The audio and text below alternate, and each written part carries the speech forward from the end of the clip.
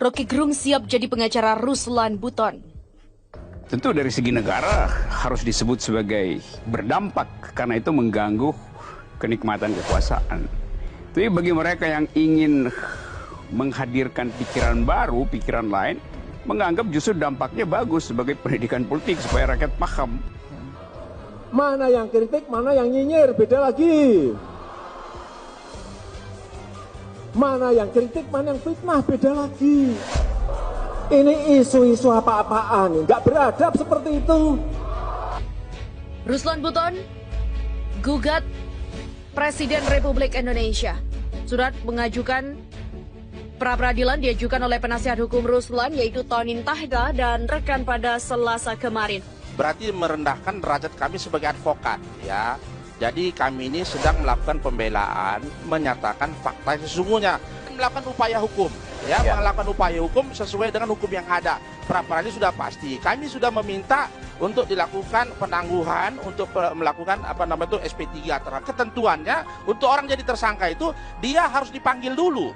Itu tuh profesor tahu nggak aturan itu kan gitu, harus dipanggil dulu sebagai calon tersangka. Setelah dia calon tersangka terbukti dua alat buktinya, baru jadi tersangka. Jadi kalau nggak tahu jangan bilang ini sinetron. Ya, memberikan hak kepada rakyat warga negara yang disebut dengan hakul mu'aradah, hak untuk mengkritik, untuk mengoreksi, dan bahkan nanti hak untuk menyoal kembali amanat yang telah diberikannya itu, untuk menarik kembali mandat yang telah diberikan itu yang disebut dengan pemakzulan. Itu tadi.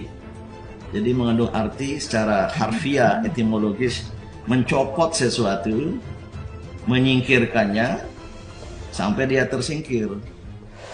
Jadi saya harapkan analisanya lebih jauh. Kenapa? Kenapa polisi harus berbuat begitu? Jadi Ruslan ini pada tahun 2017 sekitar bulan 4 atau bulan 3 dia menangkap 5 TKA Cina.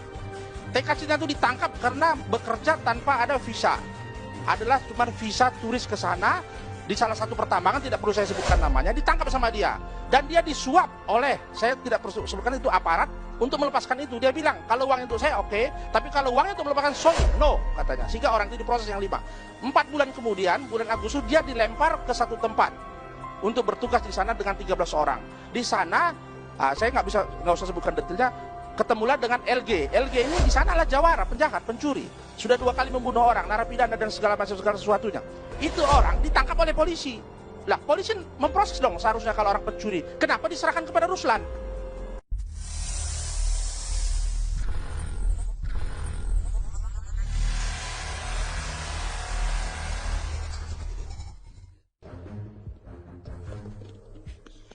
Rocky Gerung siap jadi pengacara Ruslan Buton.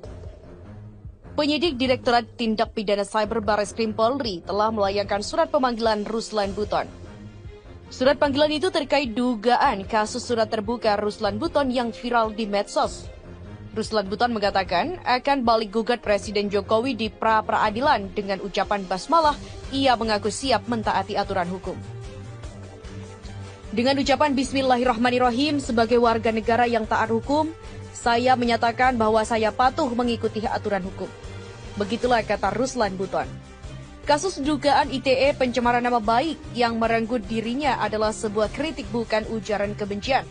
Pengamat politik Rocky Gerung, salah satu orang yang tidak sepakat dengan pelaporan Ruslan Buton, ia menggarisbawahi soal hilangnya kebebasan berpendapat atas pelaporan oleh pihak tersebut. Rocky Gerung dalam wawancara virtual dengan Heru Subeno Arif yang diunggah di akun YouTube-nya mengatakan bahwa dia tidak mendukung Ruslan Buton tetapi dia mendukung prinsip kebebasan berpendapat sebab selain Ruslan Buton banyak orang lain yang kena.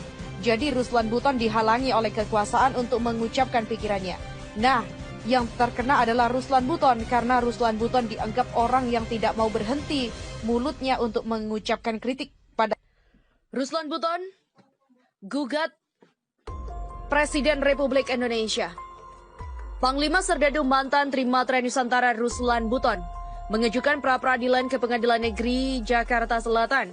Surat mengajukan pra-peradilan diajukan oleh penasihat hukum Ruslan yaitu Tonin Tahda dan rekan pada Selasa kemarin. Saat ini status Ruslan telah menjadi tersangka dalam kasus surat terbuka yang meminta Presiden Joko Widodo mundur dan ditahan di Mabes Polri. Tonin menuturkan, dalam salinan surat permohonan pra-peradilan, Ruslan menggugat Presiden RI, Kasukwo atau Ceki, Kapolri Ceki, Kepala Bareskrim Ceki, Direktur Tindak Pidana Cyber Bareskrim Mabes Polri. Gugatan ini dilayangkan karena dianggap menetapkan tersangka kepada Ruslan cacat hukum. Pra-peradilan akan digunakan oleh pencari keadilan untuk melakukan perlawanan kepada termohon yang dinilai salah menerapkan hukum dan melanggar hukum acara pidana. Alasan tidak sahnya penetapan ini, kata Tonin, karena Ruslan dan pelapor khususnya Aulia Fahmi tidak saling mengenal satu sama lain dan tidak memiliki hubungan keperdataan. Selain itu, Ruslan tidak pernah diperiksa sebagai calon tersangka atau saksi oleh penyidik Bareskrim Polri. Namun penyidik langsung menerbitkan surat penetapan tersangka dan langsung dilakukan penetapan.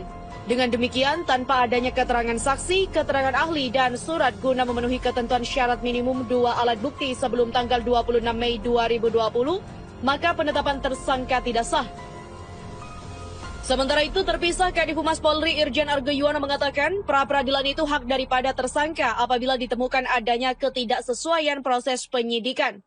Argo mengatakan, proses penyidikan polisi terhadap Ruslan Buton akan diuji dalam pra-peradilan itu, di mana nantinya hakim dari pra-peradilan yang akan memutus.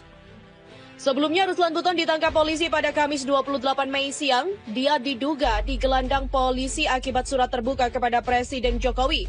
Surat terbuka itu poinnya meminta agar Jokowi mundur dari jabatannya. Dia mengkritik Jokowi dalam menangani pandemi COVID-19, bahkan sempat berujar tidak menutup kemungkinan ada revolusi rakyat jika Jokowi tak kunjung melepas jabatannya.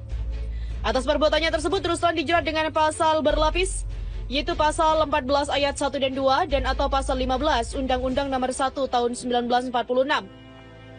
Tentang Peraturan Hukum Pidana Junto Pasal 28 Ayat 2 Undang-Undang Nomor 19 Tahun 2016 tentang Informasi dan Transaksi Elektronik ITE dengan ancaman pidana 6 tahun dan atau Pasal 207 KUHP dengan ancaman 2 tahun penjara.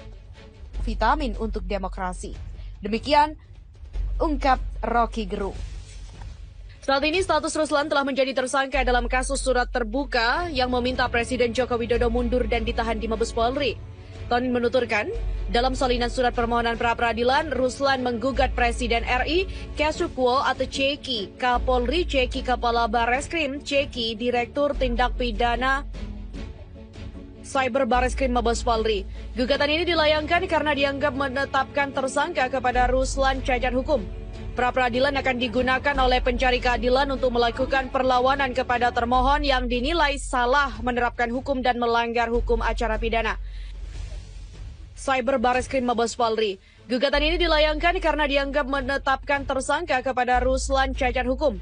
Pra-peradilan akan digunakan oleh pencari keadilan untuk melakukan perlawanan kepada termohon yang dinilai salah menerapkan hukum dan melanggar hukum acara pidana. Alasan tidak sahnya penetapan ini, kata Tonin, karena Ruslan dan pelapor khususnya Aulia Fahmi tidak saling mengenal satu sama lain dan tidak memiliki hubungan keperdataan. Selain itu, Ruslan tidak pernah diperiksa sebagai calon tersangka atau saksi oleh penyidik Bareskrim Polri. Namun penyidik langsung menerbitkan surat penetapan tersangka dan langsung dilakukan penetapan. Dengan demikian, tanpa adanya keterangan saksi, keterangan ahli, dan surat guna memenuhi ketentuan syarat minimum 2 alat bukti sebelum tanggal 26 Mei 2020, maka penetapan tersangka tidak sah. Sementara itu, terpisah Kadif Humas Polri Irjen Argo Yuwono mengatakan pra-peradilan itu hak daripada tersangka apabila ditemukan adanya ketidaksesuaian proses penyidikan. Argo mengatakan, proses penyidikan polisi terhadap Ruslan Buton akan diuji dalam pra-peradilan itu, di mana nantinya hakim dari pra-peradilan yang akan memutus. Sebelumnya, Ruslan Buton ditangkap polisi pada Kamis 28 Mei siang. Dia diduga digelandang polisi akibat surat terbuka kepada Presiden Jokowi. Surat terbuka itu poinnya meminta agar Jokowi mundur dari jabatannya. Dia mengkritik Jokowi dalam menangani pandemi COVID-19, bahkan sempat berujar tidak menutup kemungkinan ada revolusi rakyat jika Jokowi tak kunjung melepas jabatannya. Atas perbuatannya tersebut, Ruslan dijerat dengan pasal berlapis, yaitu pasal 14 ayat 1 dan 2 dan atau pasal 15 Undang-Undang Nomor 1 Tahun 1946. Tentang Peraturan Hukum Pidana Junto Pasal 28 Ayat 2 Undang-Undang Nomor 19 Tahun 2016 tentang Informasi dan Transaksi Elektronik ITE dengan ancaman pidana 6 tahun dan atau pasal 207 KUHP dengan ancaman